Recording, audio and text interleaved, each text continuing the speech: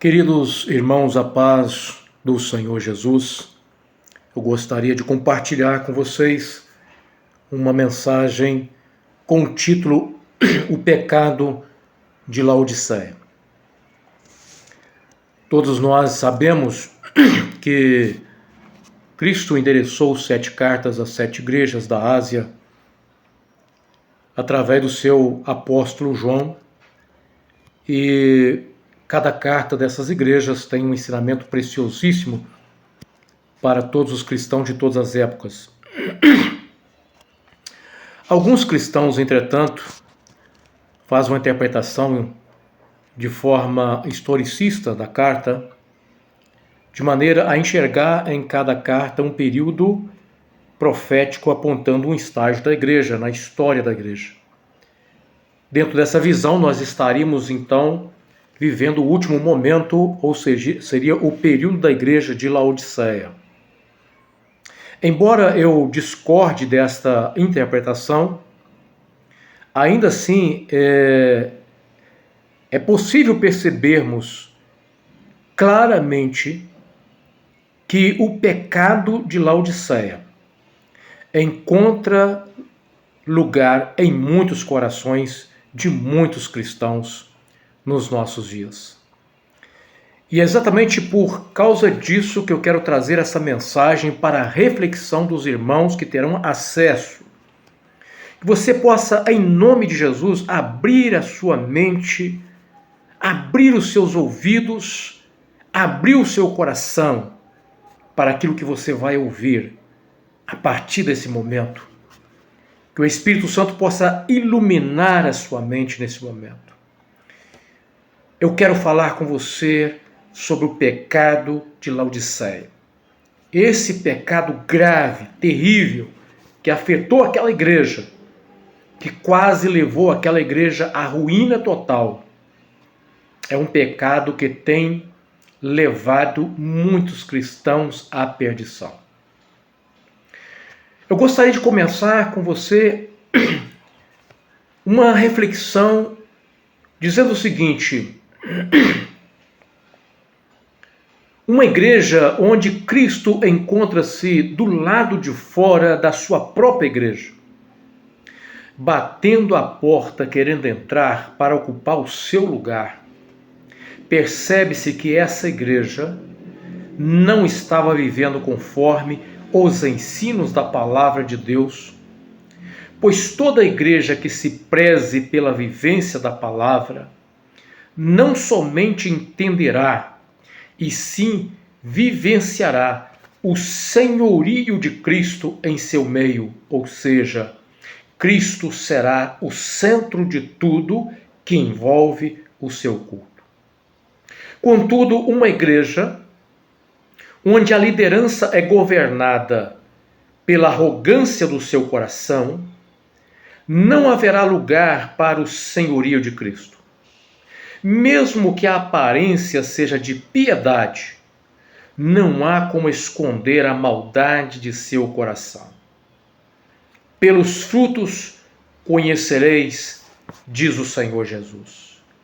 Acautelai-vos quanto aos falsos profetas. Eles se aproximam de vós disfarçados de ovelhas, mas no seu íntimo são como lobos devoradores. Pelos seus frutos os conhecereis. É possível alguém colher uvas de um espinheiro ou figos de ervas daninhas? Assim sendo, toda árvore boa produz bons frutos, mas a árvore ruim dá frutos ruins. A árvore boa não pode dar frutos ruins, nem a árvore ruim produzir bons frutos. Toda árvore que não produz bons frutos é cortada e atirada ao fogo. Portanto, pelos seus frutos o conhecereis. Mateus capítulo 7, versículos 15 ao 20, palavras do Senhor Jesus.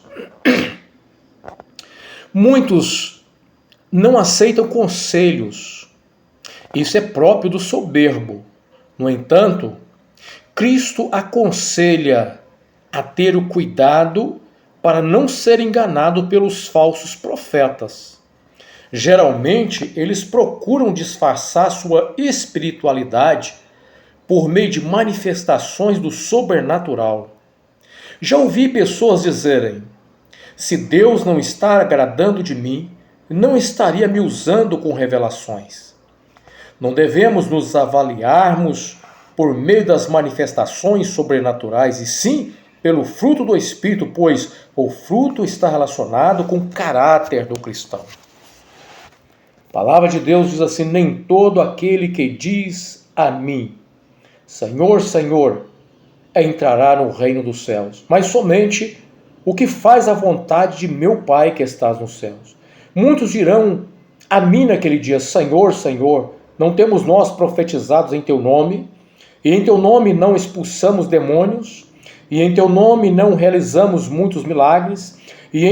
Então lhes declararei: nunca os conheci, afastai-vos da minha presença, vós que praticais o mal. Mateus 7, versículos 15 ao 23, palavras do Senhor Jesus.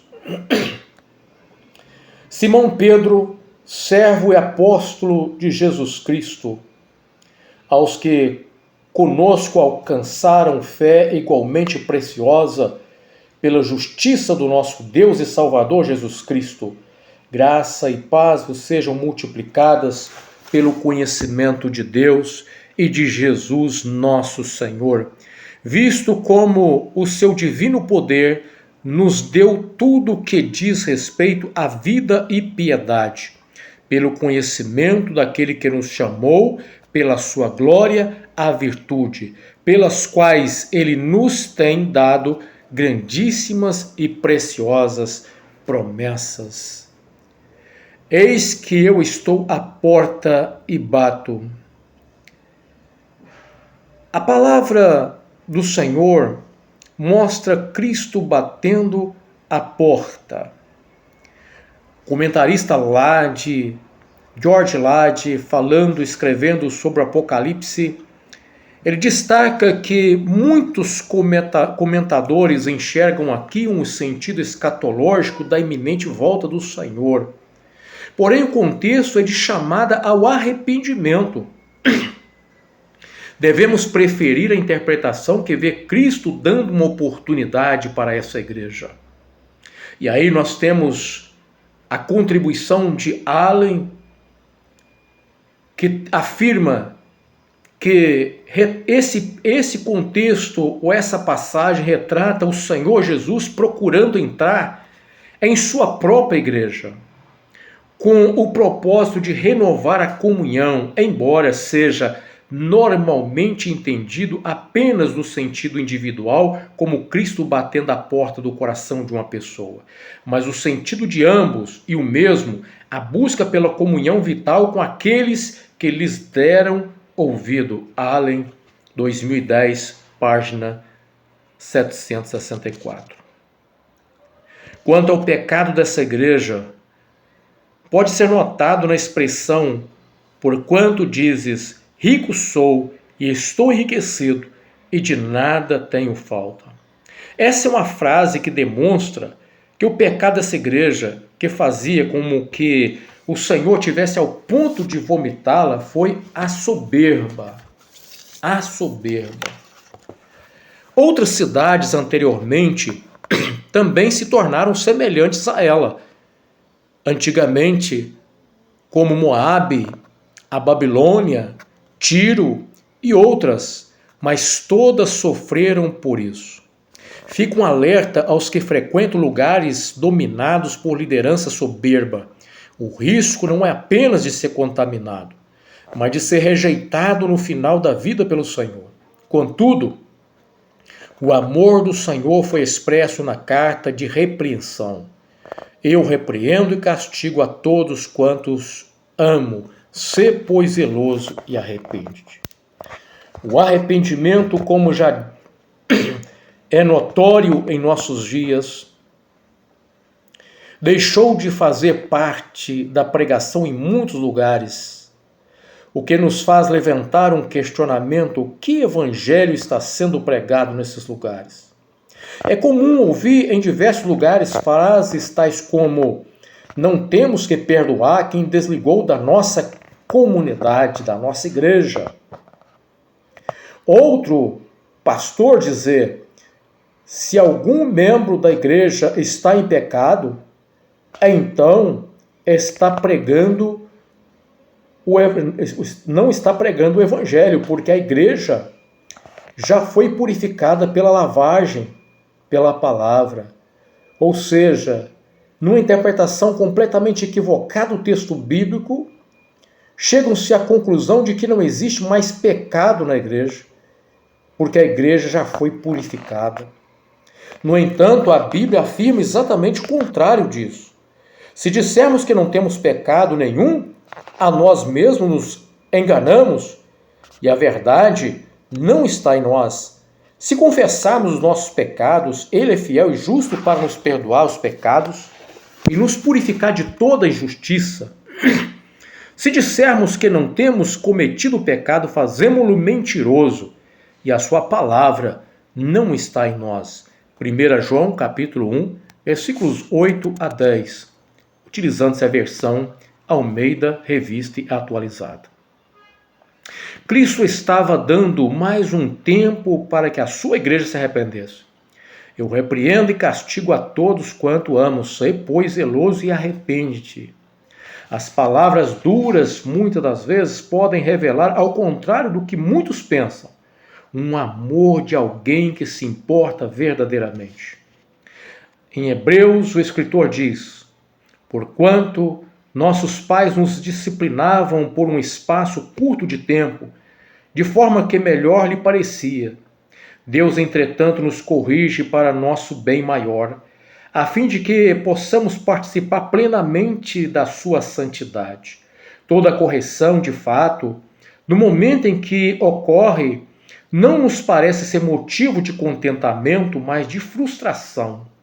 Mais tarde, no entanto, produz fruto de justiça e paz para todos aqueles que por ela foram disciplinados. Hebreus 12, 11 ao 10. Ninguém nasce arrogante, essa é uma verdade. Mas todos nascemos com predisposição a sermos arrogantes. Ninguém escapa dessa possibilidade.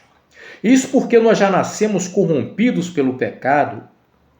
O meio em que vivemos, o que ouvimos e alimenta o nosso ser, pode contribuir para o que nós nos tornemos soberbos. Pessoas soberbas são pessoas cheias de si, não aceitam opiniões dos outros, sempre estão certos e os outros errados. Se confrontados em suas opiniões, não conseguem lidar facilmente sem levar a discussão para agressão verbal, física ou no campo litigioso. Às vezes, chegam a processar os contradizentes por apenas discordarem, para cerceá-los, a fim de que a sua opinião não seja confrontada. Isso é muito comum em lideranças de seitas ou no campo da política, quando esta tem um viés mais autoritário. Gustavo Mendonça escrevendo sobre liderança, disse o seguinte, abre aspas: um líder soberbo é geralmente alguém que acredita que é melhor do que os outros e que suas opiniões e decisões são sempre corretas. Eles podem ser muito orgulhosos de suas realizações e podem ter dificuldade em reconhecer os erros e fraquezas. Isso pode tornar difícil para os outros funcionários expressar opiniões e ideias diferentes. E os líderes soberbos podem se recusar a ouvir ou considerar as sugestões dos outros. Fecha aspas. Gustavo Mendonça, superando a soberba do líder, o impacto da humildade na liderança eficaz. Observe que Mendonça diz que o líder soberbo acredita que é melhor do que os outros e estão sempre certos. São muitos orgulhosos de suas realizações e não reconhecem facilmente o fracasso. Embora Mendonça esteja tratando de liderança empresarial, é possível vermos com certa frequência essas características em líderes de congregações ou denominações cristãs. Uma liderança soberba não permite que seus liderados questionem suas ordens e ensinos. Tudo deve ser aceito sem questionamento. Se houver quem ouse questionar, sofrerá represália. Seus ensinos e ordens são impostos aos seus liderados. Não é saudável para uma congregação aceitar tudo que vem da liderança sem julgar o que está sendo dito. Não é assim que a palavra de Deus nos instrui. A carta de Paulo, a sua primeira carta aos Tessalonicenses, no capítulo 5, no versículo 19 e 21, diz assim: não apagueis o espírito, não desprezeis as profecias, julgai todas as coisas, retende o que é bom. Ainda também na carta de João, na sua primeira carta, capítulo 4, versículo 1, diz: amados, não creiam em qualquer espírito, mas examine os espíritos para ver se eles procedem de Deus, porque muitos falsos profetas têm saído pelo mundo. Ao contrário do que as lideranças soberbas incutem na mente dos seus liderados, que não se pode questionar uma liderança, porque isso seria soberbo, isso seria pecado, isso seria o pecado de rebelião. A palavra de Deus nos instrui a sermos prudentes, a examinarmos o que nós ouvimos, a ponderarmos as coisas. Uma comunidade arrogante se orgulha dos seus atos e dispensa a ajuda de outras comunidades por julgar ser ricos o bastante para não precisar de alguém.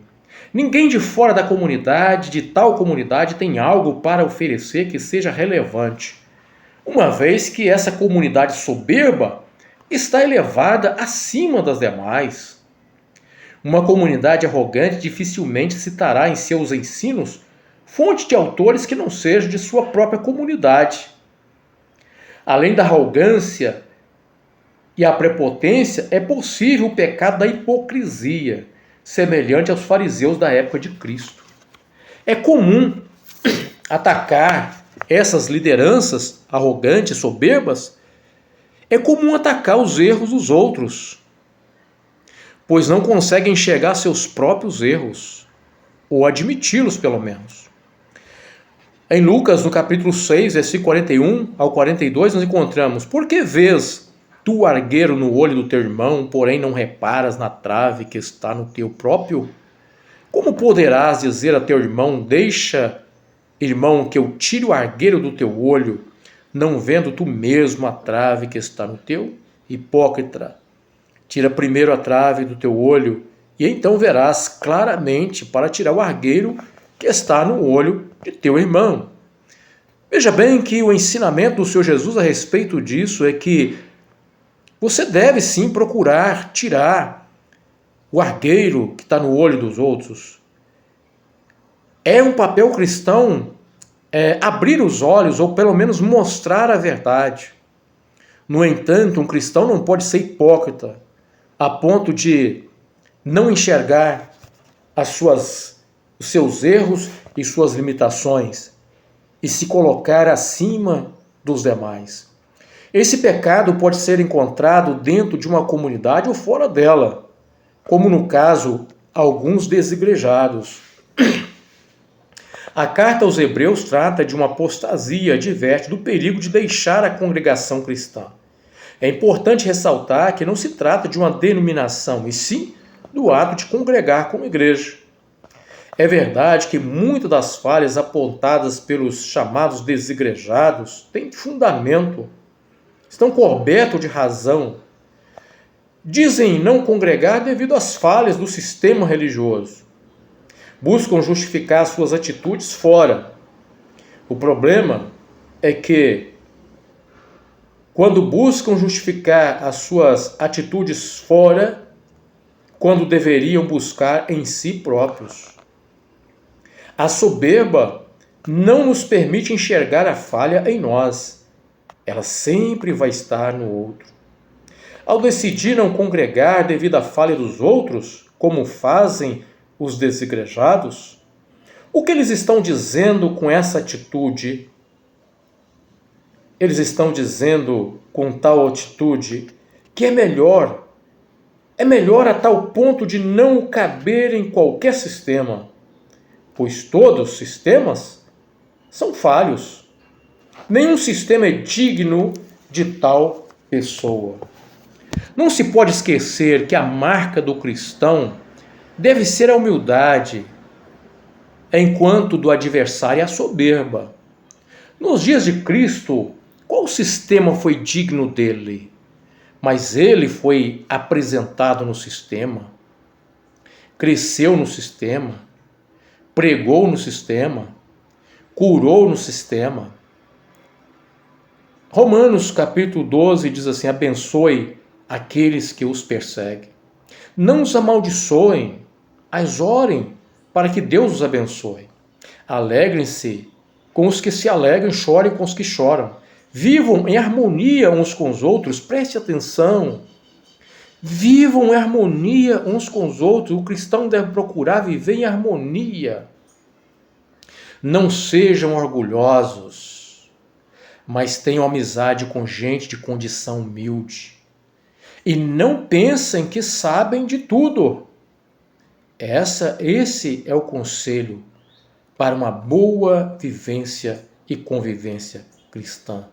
A humildade. Ranieri Menezes escreveu em um blog intitulado Frases Protestantes o seguinte, abre aspas: se alguém me questionasse sobre a razão de eu ser um desigrejado, eu tinha na ponta da língua uma lista de razões para não querer fazer parte de nenhuma igreja. Afinal, Jesus Cristo não registrou nenhuma denominação, disparava. Minha lista poderia se chamar 7 razões para ser um desigrejado. Número 1, o grande culpado é sempre o pastor e a liderança. Número 2, o outro grande culpado é o pessoal do louvor. Número 3, o outro não menos culpado é que na igreja só tem hipócritas. Número 4, outro culpado são os irmãos que vivem cuidando da vida dos outros. 5, outros culpados são essa liderança mercenária. 6, outro culpado é que toda denominação é negligente. 7, por último, inúmeros, infinitos motivos. Fecha aspas. O que é isso? Senão uma evidência clara de soberba. Como Cristo, pela sua maravilhosa graça, é capaz de trazer ao arrependimento até mesmo soberbos, assim como fez com o irmão, como ele declara, abre aspas, só havia um problema nessa lista. Na verdade, a falta mais grave, eu não estava nela, fecha aspas. Esse foi um momento fundamental para a sua restauração. O reconhecimento, a humildade. Aqui a soberba já havia sido vencida. Sim, abre aspas, sim, eu já fui um desigrejado por um tempo, fecha aspas. Como dito anteriormente, existem grupos que atacam a teologia do outro por considerá-la maléfica para a igreja, mas não conseguem admitir as distorções mais absurdas em seus ensinos provenientes justamente da falta de uma boa teologia. Criticam as demais denominações por causa da presença da filosofia. No entanto, não admitem que a sua abordagem hermenêutica tenha raízes na filosofia grega. Dizem ter uma mensagem que ninguém alcançou até hoje. Outros afirmam que a única mensagem da última hora está sendo pregada unicamente por sua denominação. A única igreja profética. Outros, que ninguém pode interpretar a Bíblia sem o auxílio da liderança de sua comunidade, por julgar ser esta comunidade ou esta liderança a única liderança com sucessão apostólica e, portanto, a única que detém a verdade. Se isso não é soberba religiosa, o que é? Geralmente, uma comunidade soberba procura propagar seu nome pelo qual é conhecida, em vez de focar na pregação do Evangelho. A consequência é o distanciamento cada vez maior da fonte da graça. Muitos procuram avaliar sua condição espiritual através das manifestações sobrenaturais, visões, sonhos, revelações. No entanto, tais manifestações podem não vir de Deus, e sim do próprio coração do homem. Por isso, a Bíblia deve ser o parâmetro de avaliação da vida espiritual de uma igreja. Uma comunidade focada no estudo bíblico e discipulado evitará que sentimentos enganosos como a soberba encontrem lugar nos fiéis. Denominação que se intitulam como a única igreja verdadeira ou a igreja fiel, enquanto as demais não são, não passam de comunidade em que se instalou o sentimento de arrogância. O pecado da soberba já dominou a liderança e, a menos que essa se dobre aos pés de Jesus Cristo em humildade, corre-se o risco de ser rejeitada por Cristo. Existem lugares onde a única solução para os que querem escapar é sair do meio. Jeremias capítulo 51, versículos 5 e 7 diz: porquanto Israel e Judá não enviuvaram do seu Deus, do Eterno, Todo-Poderoso dos exércitos.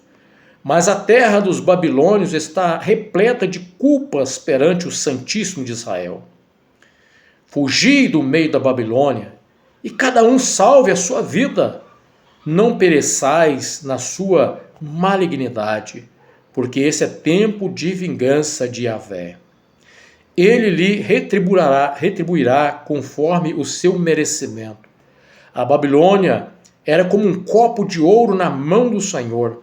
Ela embriagou toda a terra, do seu vinho beberam as nações, e por esse motivo perderam o bom senso e tornaram-se loucas. O que levou à queda da Babilônia foi a soberba. Isaías, no capítulo 13, versículo 10 e 11, diz assim: com efeito, as estrelas do céu, as constelações, não mostrarão a sua luz. O sol nascente escurecerá e a lua não dará a sua claridade costumeira. Hei de castigar o mundo todo por causa da sua iniquidade. Hei de pôr fim à arrogância dos soberbos. Preste atenção na palavra de Deus. Eis que hei de pôr fim à arrogância dos soberbos. Humilharei a altivez dos tiranos e cruéis. Ah, quem dera aqueles que estão ouvindo essa mensagem se humilhem enquanto há tempo aos pés do Senhor arrependido. A linguagem profética usada demonstra que o sol daquela cidade seria escurecido e as trevas da calamidade tomaria conta daquele reino soberbo. A queda da Babilônia em 539 a.C. seria uma figura profética da ruína de todos os reinos soberbos de todo o mundo. Um dia, as nações soberbas serão julgadas pelos seus pecados. O que se pode esperar de denominações soberbas, sem que as tais geram pessoas soberbas? A parábola contada pelo Senhor Jesus a respeito do fariseu e do publicano diz assim: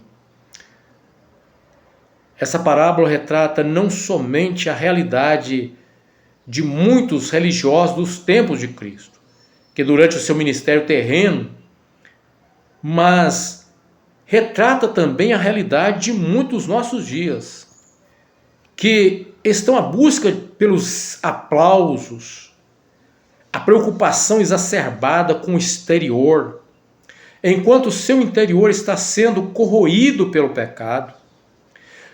Tal como a parábola, seus olhos cegos por causa da soberba os impedem de enxergar a sua verdadeira realidade espiritual. Será como Cristo diria sobre a nossa adoração? Devemos cuidar para que a nossa religiosidade exterior não nos afaste da verdadeira adoração. Mateus, capítulo 15, versículos 8 e 9, diz assim: Este povo me honra com seus lábios, mas o seu coração está longe de mim. Em vão me adoram, seus ensinamentos não passam de mandamentos ensinados por homens. Não podemos nos esquecer que Deus procura os verdadeiros adoradores que o adorem em espírito e em verdade. Diz a palavra do Senhor, no entanto, está chegada a hora, e de fato já chegou, em que os verdadeiros adoradores adorarão o Pai em espírito e em verdade.